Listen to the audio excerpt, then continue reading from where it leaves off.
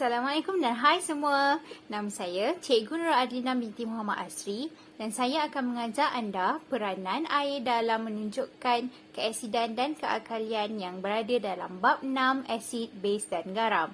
Mari kita mulakan. Sebelum kita mulakan dengan pembelajaran kita, cikgu ada soalan untuk semua. Murid-murid suka tak buah-buah yang ada dalam gambar ni? Suka? Cikgu pun. Bolehkah murid-murid beritahu rasa buah-buah ni? Betul, rasanya masam. Selain itu, airnya segar dan kaya dengan vitamin C. Bagaimana pula dengan gambar ini? Boleh kamu beritahu cikgu tekstur bahan ini? Ya, ianya licin. Ia juga wangi dan berguna dalam kerja pembersihan. Dapatkah murid-murid kaitkan bahan-bahan ini dengan tajuk kita? Bagus. Semua ini dapat dikaitkan dengan asid dan juga alkali. Jadi, hasil daripada pembelajaran ini, murid-murid akan dapat mendefinisikan asid dan alkali berdasarkan teori Arrhenius dan dapat menghuraikan peranan air dalam menunjukkan keasidan dan kealkalian. Sebelum cikgu pergi kepada peranan air, kita akan mulakan dengan mengenali terlebih dahulu asid dan juga alkali. Berdasarkan teori Arrhenius, asid adalah bahan kimia yang mengayon di dalam air untuk menghasilkan ion hidrogen, H+. Lihat di sini, terdapat satu larutan yang mengandungi asid. Apabila asid mengayon di dalam air, maka terhasillah ion hidrogen yang bebas bergerak di dalam larutan tersebut. Proses ini dipanggil proses pengayunan. Ianya berlaku apabila molekul asid berpecah kepada komponen ionnya di dalam larutan aqueous. Mari cikgu beri satu contoh, iaitu hidrogen klorida.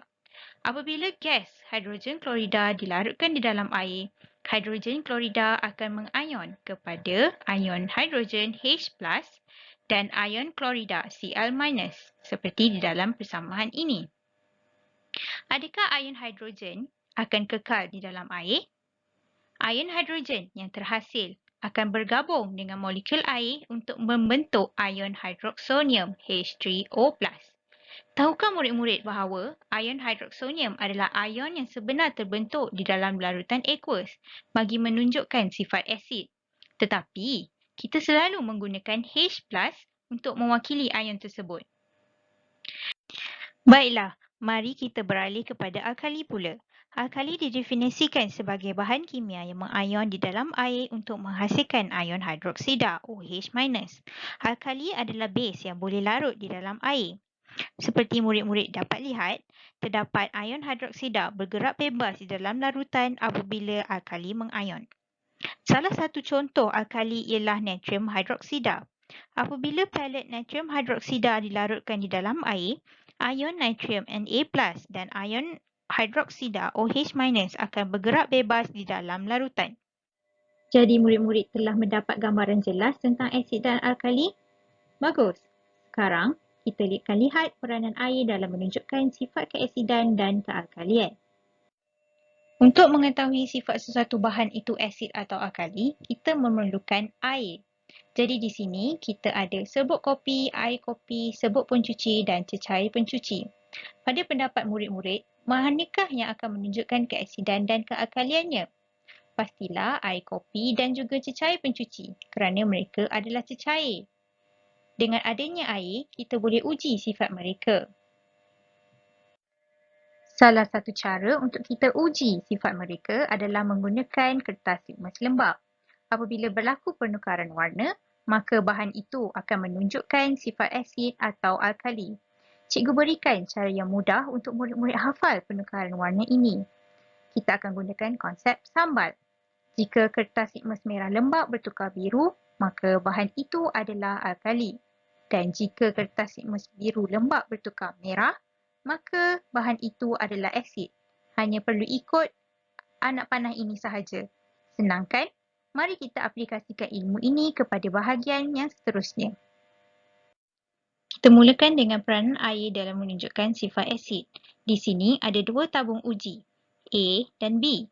Tabung uji A mengandungi pepejal asid oksilik dan tabung uji B mengandungi larutan asid oksilik.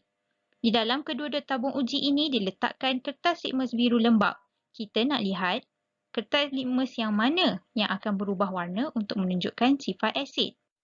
Tabung uji yang manakah yang akan bertukar warna? Pastikan murid-murid praktikkan konsep sambal. Keputusannya, kertas litmus biru lembap tidak berubah warna di dalam tabung uji A, manakala berubah warna merah di tabung uji B. Mengapa ini terjadi?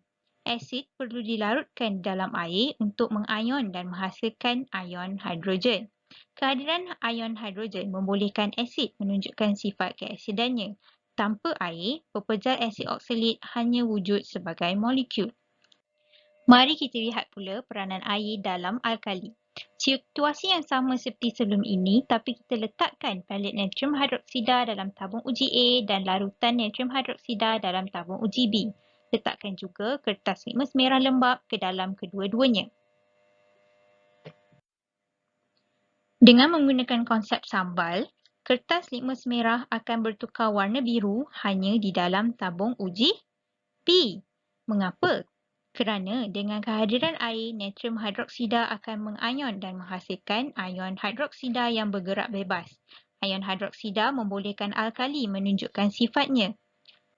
Jadi, dapat kita simpulkan di sini bahawa asid akan mengayon dalam air untuk menghasilkan ion hidrogen, manakala alkali akan menghasilkan ion hidroksida.